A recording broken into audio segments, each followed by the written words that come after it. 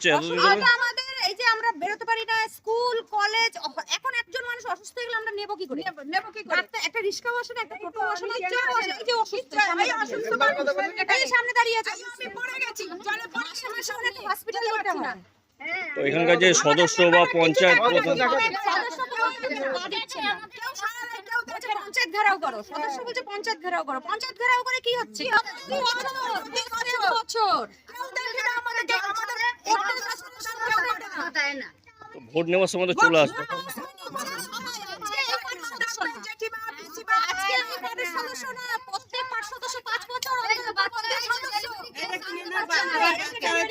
আমার নাম গীতা সিং।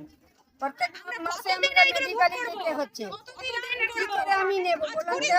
এই অবস্থা। ক্যামেরার সামনে আসো। আমার সামনে তো